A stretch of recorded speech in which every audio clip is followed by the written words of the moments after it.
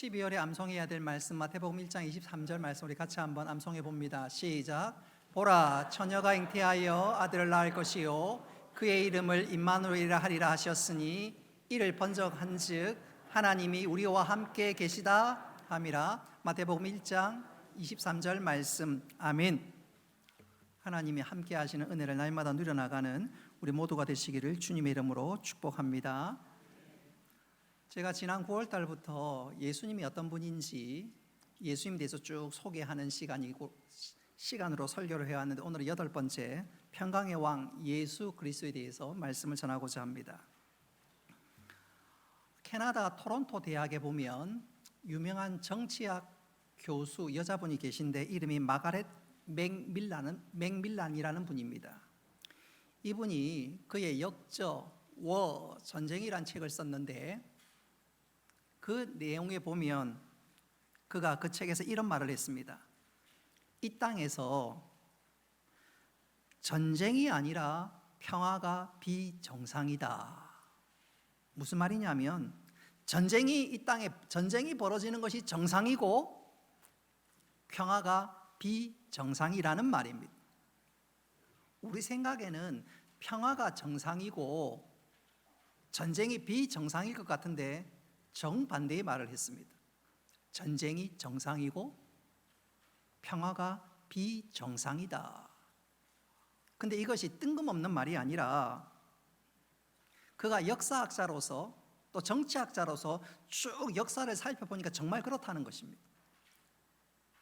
그녀가 이런 말을 한 데에는 이와 똑같은 의견을 동조하는 여러 학자들이 있습니다. 제가 한번 소개를 해본다면 윌 두란트라는 학자가 있는데 그가 역사의 교훈이란 책에서 전쟁에 관해서 이런 얘기를 했습니다. 기록의 역사인 3421년 동안 전쟁이 없었던 시기는 268년으로서 퍼센테이지로 표현한다면 전쟁이 없었던 시기는 7.8%밖에 안 된다.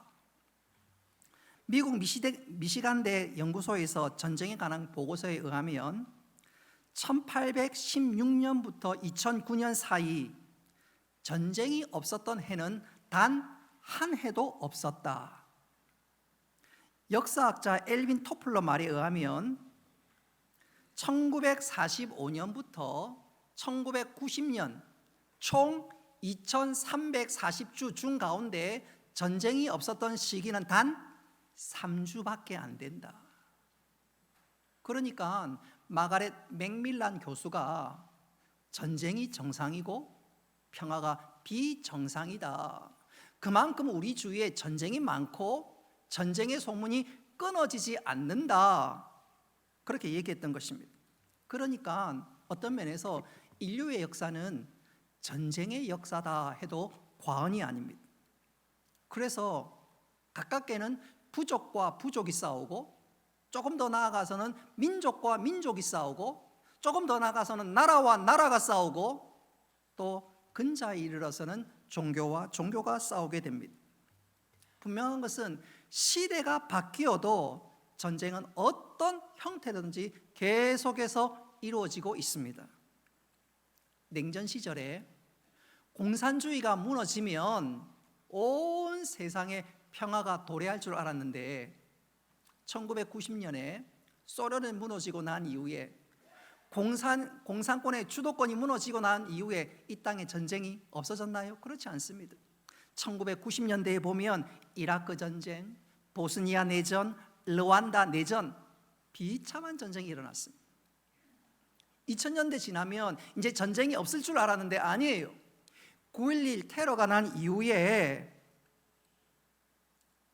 중동에서 전쟁이 벌어졌고 뿐만 아니라 아랍의 봄이 오는가 싶었는데 시리아에서 IS가 준동해서 온 세계가 그것을 주목하게 되었습니다.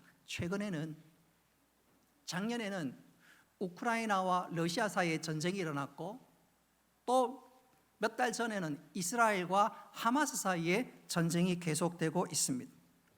분명한 것은 사람들은 어떻게 하든지 평화를 가꾸어 보고 평화를 한번 꽃 피워보려고 나름대로 노력을 해왔습니다. 유럽에서는 전쟁이 일어나는 이유는 사람들이 배우지 못해서, 사람들이 지혜롭지 못해서 전쟁이 일어나는 것이 아닌가. 그래서 르네상스와 계몽주의로 계속해서 교육을 하고 교육을 했지만 그 유럽에서 1차 세계대전이 일어났습니다. 사람들이 교육이 해결책이 아니라는 사실을 깨닫고 우리가 대화로 문제를 해결해보자. 그래서 국제연맹을 만들었지만 강대국의 이익과 다툼 속에서 제2차 세계대전이 또한 일어났습니다. 그 이후에 국제연합 유엔이 만들어졌지만 1945년 이후에 보십시오. 한국전쟁, 베트남 전쟁, 중동 전쟁 등 크고 작은 전쟁들이 계속해서 일어나고 있습니다. 세상만 그렇습니까? 나라와 나라 사이에만 전쟁이 일어난가요? 그렇지 않지요. 우리 삶에도 조금만 고개를 돌려보면 전쟁이 계속해서 일어나는 것을 볼 수가 있습니다. 같은 나라에서 가진 자와 가지지 못한 자, 진보와 보수 사이에 다투고 있습니다. 가정에서는 남편과 아내가, 부모와 자식이, 시어머니와 며느리 간에 첨예한 대립과 갈등이 일어납니다. 그래서 하는 말이, 한번 따라합시다. 사는 게 전쟁이다. 사는 게 전쟁이다. 괜히 나온 말이 아닙니다. 이런 전쟁을 없애기 위해서 겉모양만 대충 끼워 맞추면 평화가 임할까요? 그렇지 않지요. 여러분, 우리 주위에 진통제를 맞아서 암이 나았다는 사람 있던가요? 아닙니다. 진통제는 잠시 고통을 벗어나게 해줄 뿐 결코 문제를 해결할 수가 없습니다. 병의 뿌리를 뽑아야 합니다. 다시 말씀드리면 이 땅에 평화가 임하기 위해서는 전쟁의 근본 원인, 싸움의 근본 원인이 무엇인지 정확히 알아야 합니다. 성경은 다툼과 전쟁의 근본 원인을 가르쳐서 한번 따라합시다. 인간의 마음에 있다. 인간의 마음에 있다고 분명히 지적하고 있습니다. 우리 야고보서 4장 1절 말씀 우리 같이 한번 읽어보도록 하겠습니다. 시작. 너희 중에 싸움이 어디로부터 다툼이 어디로부터 나느냐? 너희 지체 중에서 싸우는 정욕으로부터 나는 것이 아니냐? 아멘. 여러분, 이 말씀을 보십시오. 우리가 총과 칼을 들기 전에 야고보서 1장 4장 1절 말씀해 보면 우리 마음속에 이미 총과 칼을 들었다고 말씀합니다. 그리고 그것은 정욕으로부터 비롯되었다 말씀하고 있습니다. 정욕이란 말은 바꿔 얘기하자면 욕심이지요. 여러분, 욕심이 잉태하여 죄를 낳고 죄가 장성하여 사망을 낳느니라. 그렇게 사람들이 이기적이고 또한 자기 중심적이면 충돌이 일어날 수밖에 없고 그 충돌은 다툼으로 혹은 나라와 나라 사이에는 전쟁으로 번져지게 됩니다. 여러분, 이 근본적인 문제를 해결하기 위해서 우리는 어떻게 해야 할까요? 여러분, 참된 평화를 얻는 길은 한번 따라 합시다. 하나님 안에서만 발견할 수 있습니다. 여러분, 참된 평화를 얻는 길은, 전쟁을 극복할 수 있는 길은 다른 데가 없어요. 하나님 안에서 발견할 수가 있습니다. 누릴 수가 있습니다. 여러분, 평화, 평안, 이 말은 히브리어로 한번 따라합시다. 샬롬, 샬롬이라고. 어떤 할머니가 그런 얘기하는 걸 내가 들어봤어요. 야, 그 샬롬 좋네. 죽을 놈보다 샬롬이 좋지. 그러면서 샬롬 좋네. 그러더라고요. 우리는 그런 식으로 알아서는 안 되고, 이 샬롬은 어떤 호숫가의 편안한 상태, 즐기는 상태, 그것이 평안이 아니라 하나님과의 관계 속에서 누리는 영적인 평안, 하나님 안에서 참된 만족과 회복을 누리는 것, 그게 바로 평안입니다. 그도 그럴 것이, 하나님이 천지를 창조하고 사람들을 에덴 동산에 두었을 때 사람들은 참된 평화, 완전한 샬롬을 누리게 되었습니다. 부부간에 다툴 일도 없지요. 내 중에 뼈 중에 뼈요 살 중에 살이라고 하는데 다툴 이유가 뭐가 있겠습니까? 사랑하고 사랑하고 또 사랑하고 또 완전한 지혜와 지식으로 온 세상과 온 동식물을 다스리고 하나님과 친밀한 교제를 누리고 태초에 하나님 모든 것을 창조하시고 사람을 에덴 동산에 두었을 때는 그야말로 완전한 평안 샬롬이었습니다. 그런데 그 샬롬을 깬 것은 바로 죄였습니다. 그 죄 때문에 하나님과 사람 사이에, 한 걸음 더 나아가 사람과 사람 사이에 간격이 벌어지고 서로 미워하고 용납하지 못하고, 그리고 그 욕심으로 말미암아 서로 다투고 싸우고 그 위에 전쟁이 끊이지 않게 되었습니다. 그러니까 참된 평안, 참된 평화를 누리기 위해서는 한번 따라 합시다. 하나님과의 관계가 회복되어야 합니다. 바꿔 얘기하자면 죄 문제가 해결되어야 된다는 말이지요.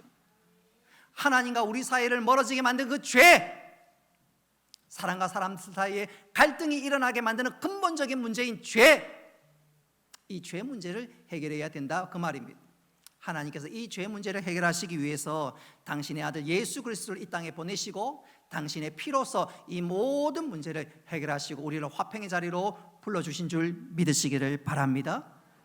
에베소서 2장 13절로 14절 말씀 우리 같이 한번 읽어보겠습니다. 시작. 이제는 전에 멀리 있던 너희가 그리스도 예수 안에서 그리스도의 피로 가까워졌느니라. 그는 우리의 화평이신지라. 둘로 하나를 만드사 원수된 것 곧 중간에 막힌 담을 자기의 육체로 허시고. 아멘.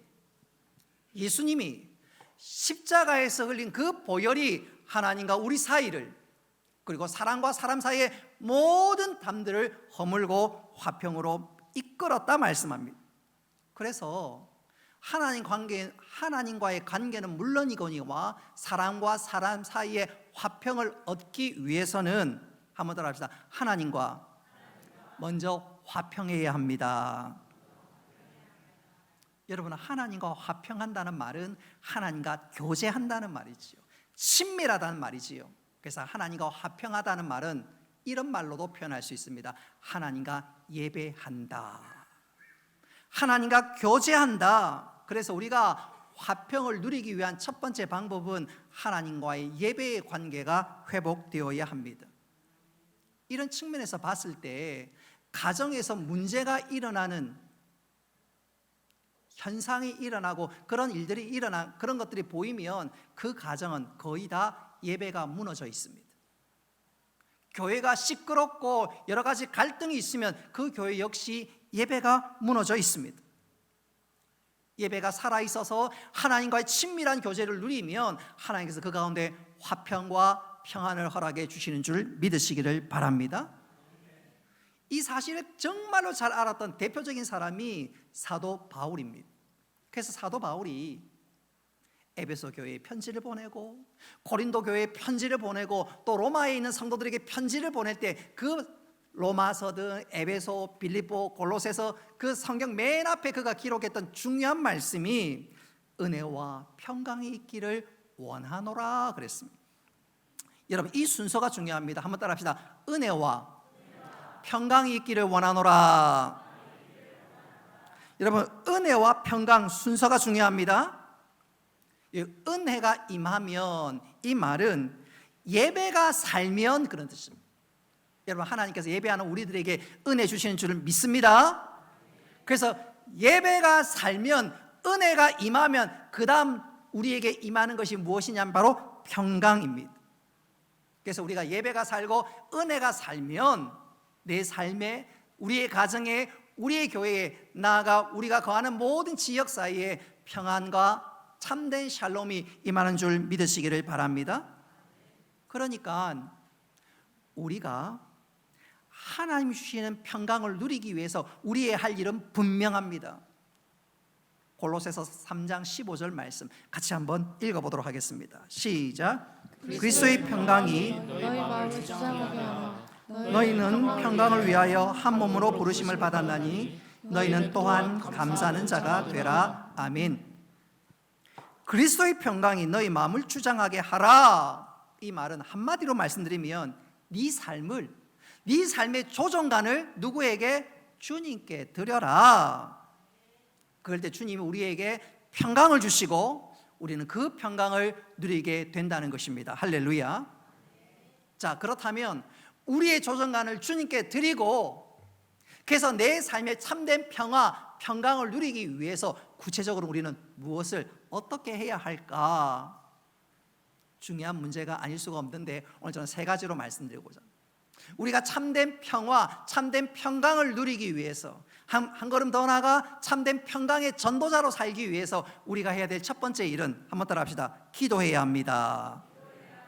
기도해야 합니다. 우리 빌립보서 4장 6절로 7절 말씀 같이 한번 읽어보겠습니다. 시작. 아무것도 염려하지 말고 다만 모든 일에 기도와 간구로 너희 구할 것을 감사함으로 하나님께 아뢰라.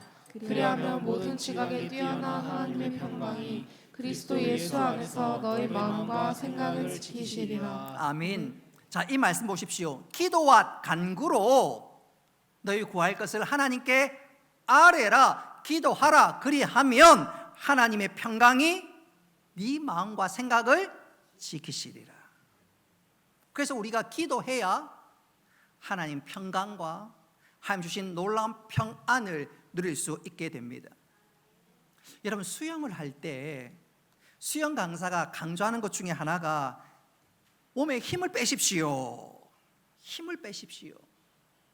강조하고 또 강조합니다. 그러면 이 과학적으로 이 사람의 몸과 물의 부력을 따지면 몸에 힘을 쫙 빼면 몸이 물에 뜨게 돼 있답니다. 근데 저는 믿지를 못해서 지금도 수영을 못하고 있어요. 여러분, 영적으로도 마찬가지입니다. 내 마음의 불안과 염려를 이기는 방법도 꼭 같습니다. 내 모든 것을 누구에게? 하나님께 맡겨야 합니다. 하나님께 맡기는 방법이 바로 기도입니다. 그러면 오늘 읽은 말씀 보십시오. 기도와 간구로 네 구할 것을 하나님께 맡기면 그리스도의 평강이 네 마음과 생각을 지키시리라. 그래서 지킨다는 말을 우리가 주목해야 합니다. 이 지킨다는 말은 군사 용어입니다. 한마디로 보초를 서 주겠다는 말이지요. 사도 바울은 빌립보서를 기록할 당시에 감옥에 갇혀 있었습니다. 그래서 빌립보서를 가르쳐서 옥중서신이라 그러고, 또 이 빌립보서의 별명이 기쁨의 서신이라고 불립니다. 빌립보서를 읽어보면 감옥에 갇혀 있는 이 사도 바울이 얼마나 기뻐하고 감사하는지 깜짝깜짝 놀랄 말씀이 바로 이 빌립보서에 담겨져 있습니다. 분명히 사도 바울은 감옥에 갇혀 있는데, 그래서 보초가 그를 딱 지키고 있었지만 실상 사도 바울을 지키는 보초는 따로 있었습니다. 그 감옥은 컴컴했습니다. 어두웠습니다. 습기가 많았습니다. 겨울에는 냉기가 가득했고, 감옥에서 그는 고독과 고통과 외로움 속에 있었지만 바로 그 순간 하나님께서 하나님의 평강으로 사도 바울을 보초서 주신 줄 믿으시기를 바랍니다.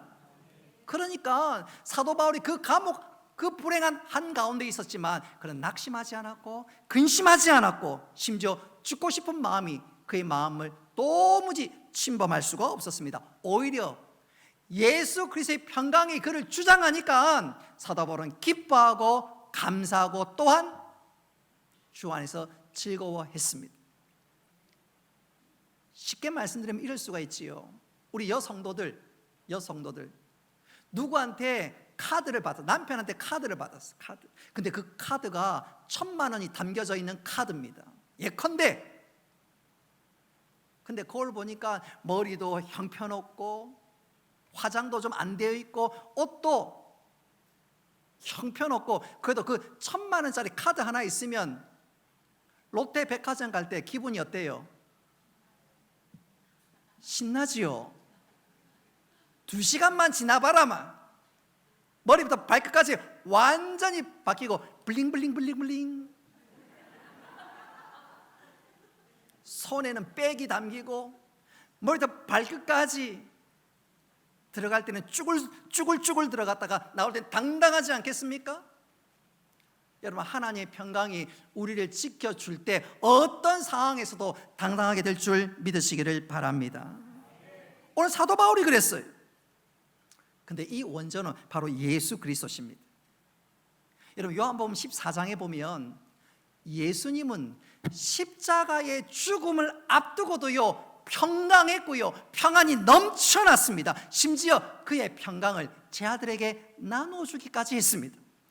요한복음 14장 27절 말씀 우리 같이 한번 읽어보겠습니다. 시작. 평안을 너희에게 끼치노니 곧 나의 평안을 너희에게 주노라. 내가 너희에게 주는 것은 세상이 주는 것과 같이 아니하니라. 너희는 마음에 근심하지도 말고 두려워하지도 말라. 아멘. 여러분, 예수님은 십자가를 앞에 두고도 평안했습니다.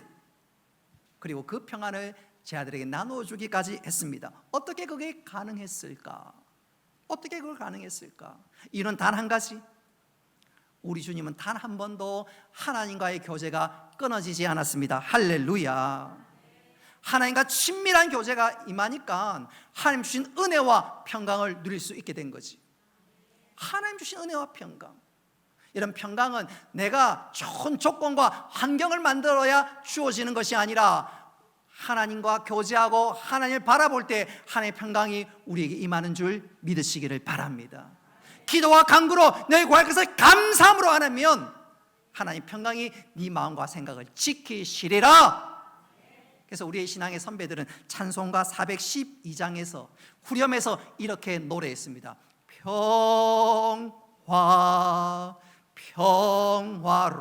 평화로다 하늘 위에서 내려오네.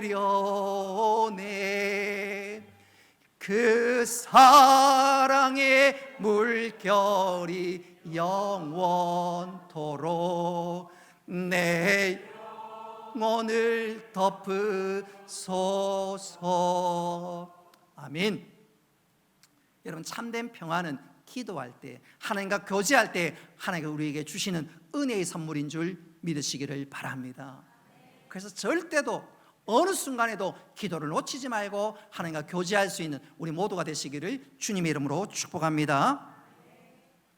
온 세상이 전쟁으로 시끄럽고 또 생존 경쟁이 치열하다 보니까 사는 것이 그야말로 악다구니 같고, 이럴 때 우리는 어떻게 평화, 평안, 샬롬을 누릴 수 있을까요? 두 번째로 한번 따라합시다. 내 안에 우상을 제거해야 합니다. 내 안에 우상을 제거해야 합니다. 바꿔 얘기하자면 하나님보다 더 사랑하는 것, 그건 내려놓아야 합니다. 하나님만 사랑할 때 하나님께서 우리에게 참된 평안, 평강을 허락해 주신다, 그 말입니다. 역대하 14장에 보면 남유다 왕 아사가 등장합니다. 특별히 6절 말씀에 보면 우리의 시선을 이끄는 말씀이 나옵니다. 우리 역대하 14장 6절 말씀 같이 한번 읽어보겠습니다. 시작. 여호와께서 평안을 주셨으므로 그 땅이 평안하여. 아멘. 여러분, 당시 남유다를 중심으로 여러 강대국들이 있었고, 또 그 이유로 말미암아 남유다는 결코 평안하거나 안전할 수 있는 나라는 아니었습니다. 늘 크고 작은 전쟁의 위협이 도사리고 있었습니다. 그러나 아사가 다스린 10년 동안은 평안했습니다. 샬롬이었습니다. 어떻게 가능했을까? 그 평안의 비밀을, 그 평안의 비결을 역대하 14장 7절은 이렇게 말씀합니다. 우리 같이 한번 읽어보겠습니다. 시작. 아사가 일찍이 유다 사람에게 이르되 우리가 우리 하나님 여호와를 찾았으므로 이 땅이 아직 우리 앞에 있나니 우리가 이 성읍들을 건축하고 그 주위에 성곽과 망대와 문과 빗장을 만들자.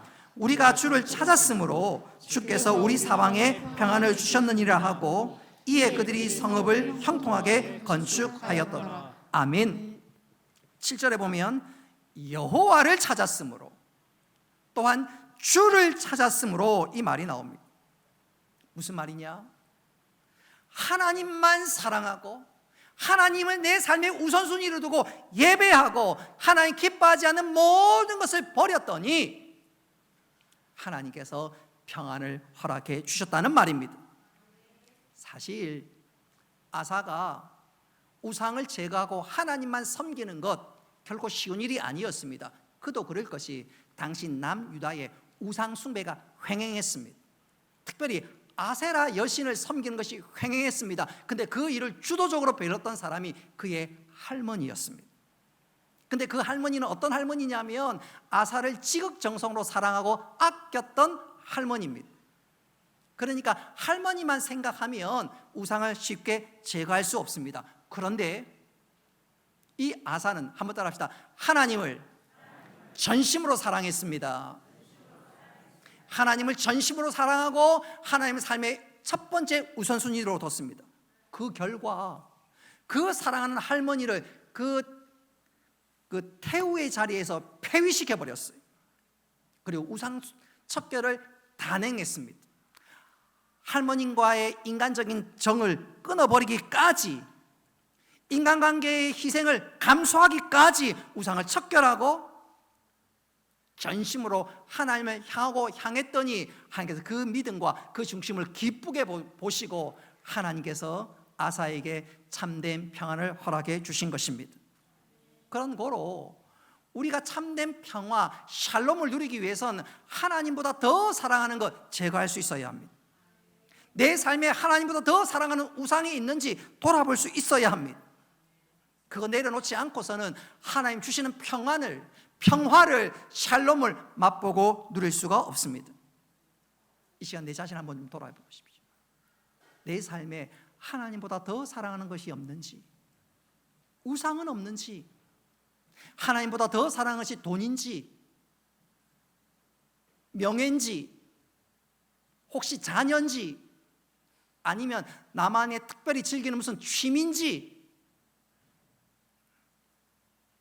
목사님, 나 너무너무 바빠서 기도할 시간도 없고요, 너무너무 바빠서 성경 볼 시간은 더더욱 없어요. 정말 그런가요? 제가 어떤 집사님 얘기를 들었어요. 목사님, 저는요 밤새 철야 기도해 본 적은 없는데요, 밤새 고스톱은 쳐봤어요. 시간 가는 줄 모르겠더라고요. 한번 따면요 얼마나 행복한지요, 짜릿짜릿해요 하면서. 그런데 그분이 어느 날 은혜 받고 그거 내려놓기 시작했습니다. 하나님만 사랑하기 시작했습니다. 여러분, 이 시간 우리 한번 돌아볼 수 있기를 바랍니다. 여러분, 내가 하나님보다 더 사랑한 거 그거 내려놓아야 하나님께서 우리에게 은혜와 평강과 샬롬을 주시는 줄 믿으시기를 바랍니다. 저는 여기서 이렇게 한번 강조해 보고 싶어요. 사무엘상을 쭉 읽어보면 제일 먼저 한나가 등장합니다. 사무엘의 엄마지요. 근데 이 한나는 남편의 사랑을 듬뿍 받았지만 행복하지 않았습니다. 첫째는 그에게 자녀가 없었기 때문에 그렇습니다. 두 번째는 그의 남편이 한나 말고도 또 다른 아내 첩을 두었는데 그 첩 이름이 브니나입니다. 그런데 이 브니나는 자식이 있었고 한나는 자식이 없으니까 계속해서 옆구리를 찔러대기 시작했습니다. 그러니 한나의 마음이 얼마나 힘들고 괴로웠는지 우리 사무엘상 1장 1절로 2절 말씀 우리 같이 한번 읽어보도록 하겠습니다. 시작. 에브라임 산지 라마다임 소림에 에브라임 사람 엘가나라는 사람이 있었으니 그에게 두 아내가 있었으니 한 사람의 이름은 한나요 한 사람의 이름은 브니나라. 브니나에게는 자식이 있고 한나에게는 자식이 없었더라. 이 두 사람의 상황, 형편이 사무엘상 1장 6절로 7절 말씀 나옵니다. 우리 같이 한번 읽어보겠습니다. 시작. 여호와께서 그에게 임신하지 못하게 하심으로 그의 적수인 브니나가 그를 심히 격분하게 하여 괴롭게 하더라. 매년 한나가 여호와 집에 올라갈 때마다 남편이 그같이 하매 브니나가 그를 격분시키므로 그가 울고 먹지 아니하니. 아멘. 한나가 얼마나 마음이 괴로운지, 특별히 브니나가 너 자식 없지? 옆구리를 찔러대는데 진짜 비수가 옆구리에 찔리는 것 같이 아프고 또 아팠습니다. 그러니 한나 마음에 오직 하나밖에 남지 않았어. 악이라고는 하나밖에 남지 않았어. 그래, 내가 자식을 얻기만 하면 네 자식보다 훨씬 잘 키울 거야. 그에게 있어서 자식은 자신의 부끄러움을 가려주는 일종의 방패막이요, 자식은 그녀의 모든 부끄러움을 씻는 도구에 불과했습니다. 바꾸게 얘기하자면 자식은 그에게 있어서 우상같이 하나님보다 더 사랑하는 바로 그것이었습니다. 그러다 어느 날 그녀가 깨닫기 시작했습니다.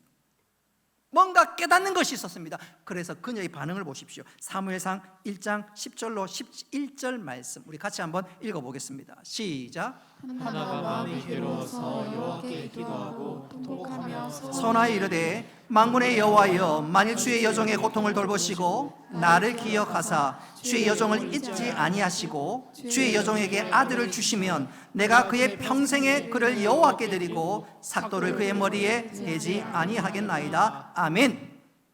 옛날에 한나는 하나님 앞에 나가면 아들 주세요, 아들 주세요. 근데 그의 기도가 달라지기 시작했습니다. 그녀에게서 자식은 더 이상 우상이 아니라 아들을 주시면 하나님의 영광의 도구로 삼겠습니다. 하나님은 한나의 그 기도를 기다리고 계셨습니다. 그리고 하나님께서 한나가 그 기도를 올리자마자 기쁘게 받으시고 한나에게 은혜를 베푸셨습니다. 할렐루야. 사무엘상 1장 17절 말씀 같이 한번 읽어보겠습니다. 시작. 엘리가 대답하여 이르되 평안히 가라. 이스라엘 하나님이 내가 기도하여 구한 것을 허락하시기를 원하노라. 아멘. 그녀가 자식을 우상이 아니라 하나님의 영광의 도구로 구하고 간구하자 하나님께서 그녀에게 무엇을 주셨어요? 평안을 주시고 그녀의 소원에 응답해 주셨습니다. 할렐루야. 뿐만 아니라 하나님께서는 사무엘만 주신 것이 아니라 또 여러 자녀를 주셨습니다. 우리 사무엘상 2장 21절 말씀 같이 한번 읽어보겠습니다. 시작. 여호와께서 한나를 돌보시고 그로 하여금 임신하여 세 아들과 두 딸을 낳게 하셨고 아이 사무엘은 여호와 앞에 자라니라. 아멘. 보십시오. 하나님께서 한나에게 베푸신 은혜를 한번 보십시오. 한나가 우상을 제거하니까, 정말로 하나님을 사랑하고 삶의 우선순위가 분명히 서니까 하나님께서 그녀의 소원을 이루어 주실 뿐만 아니라 보너스로 여러 자녀를 허락해 주셨습니다. 여러분, 이 사무엘이 나중에 자라서 이스라엘 역사에 전무후무한 역할을 하게 되는데, 사사시대에서 왕정시대로 나라가 완전히 전환될 때 그 중요한 역할을 감당했던 자가 바로 사무엘이고, 또 이 사무엘이 나중에 다윗에게 기름을 부어서 다윗이 왕이 되는데 그 다윗이 나중에 전무후무한 이스라엘의 전성기를 구가하게 만드는 왕이 됩니다. 한마디로 사무엘을 통해서 하나님께 얼마나 크신 은혜를 베푸시는지. 근데 그 모든 은혜와 그 놀라운 역사와 평강이 무엇을 통해서 우상을 내리고 하나님만 사랑하는, 그 사랑하게 노력 다짐하는 한나의 고백을 통해서 이루어진 것이지요. 사는 성도 여러분, 내 삶의 우상을 다 내리고 주님만 사랑할 수 있기를 바랍니다. 그러면 하나님이 네가 나를 사랑하느냐? 나도 너를 사랑한단다. 그리고 우리에게 은혜와 평강을 허락해 주시는데 그 주인공이 될 수 있기를 주님의 이름으로 축복합니다. 마지막 세 번째로 주님과 평화를 누리기 위해서는 한번 따라 합시다. 예수님을 내 삶에 초대해야 합니다. 참된 평화, 참된 평강을 누리기 위해서는 내 삶에 예수님을 초대해야 합니다. 그 이유는 분명하지요. 여러분, 평강은 환경이 좋아야 만들어지는 것이 아닙니다. 평강은 내 삶에, 내 중심에 평강의 왕이 임하면 주어지는 것인 줄 믿으시기 바랍니다. 누가복음 2장 14절 말씀 우리 같이 한번 읽어보겠습니다. 시작. 지극히 높은 곳에서는 하나님께 영광이요 땅에서는 하나님이 기뻐하시는 사람들 중에 평화로다. 아멘. 여러분, 이 말씀은 예수님이 태어나는 성탄의 밤에, 성탄절 그 밤에 천사들이 찬송하는 노래였습니다. 그 노래를 자세히 보십시오.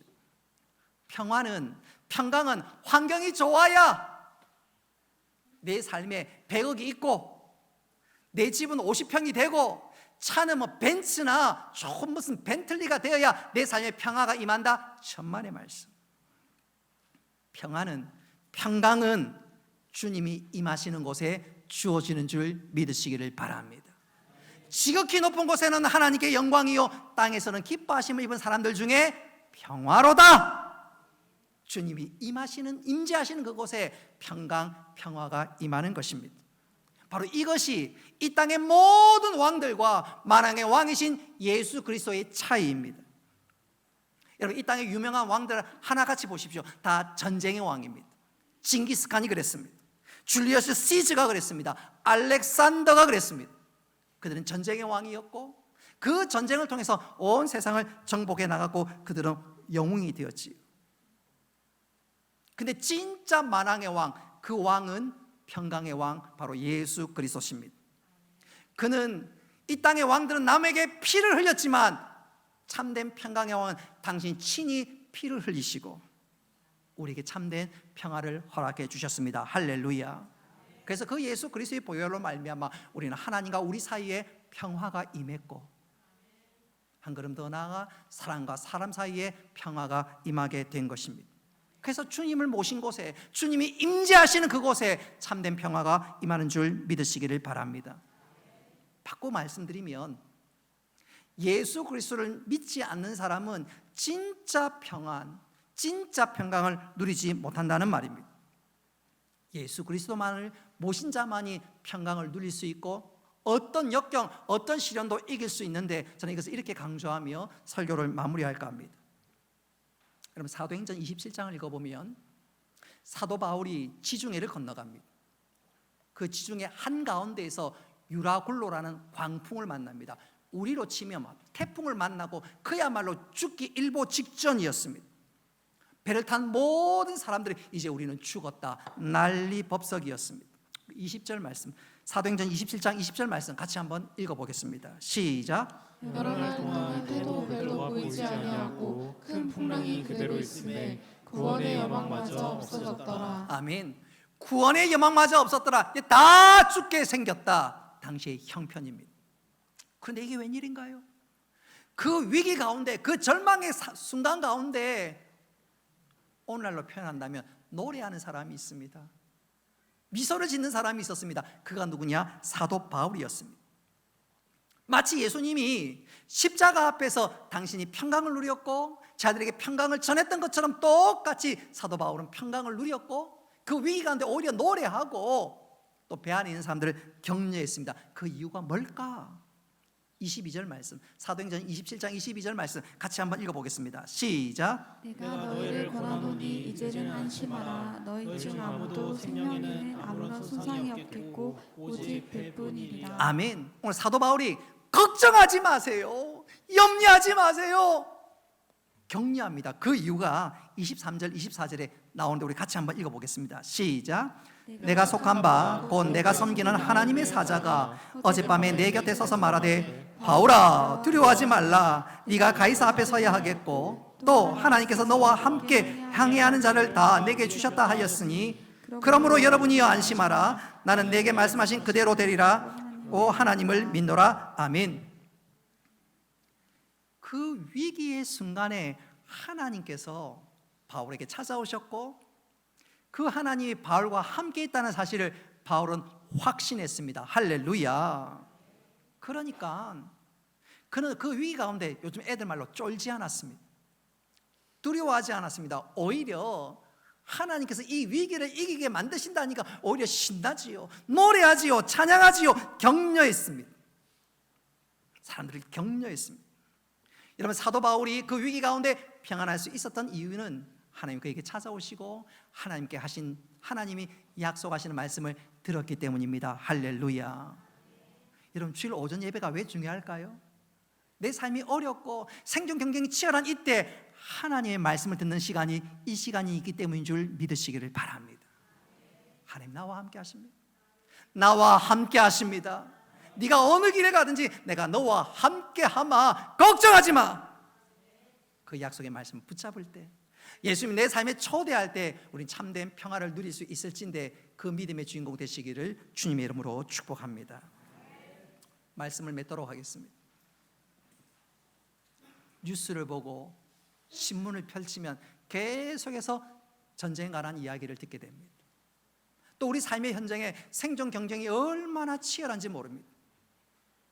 지치고 피곤하고 힘들기까지 합니다. 그런데 바로 그런 상황 속에서도 우리는 참된 평화, 샬롬을 맛볼 수 있습니다. 할렐루야. 오늘 하나님께서 말씀합니다. 얘야, 이 순간에도 너는 참된 평화, 세상이 줄 수 없는 기쁨, 예수 그리스도의 평강을 누릴 수 있다고 말씀합니다. 어떻게 해요? 기도하거라, 우상을 제거하고 하나님만 사랑하거라, 주님을 네 삶에 초대하거라.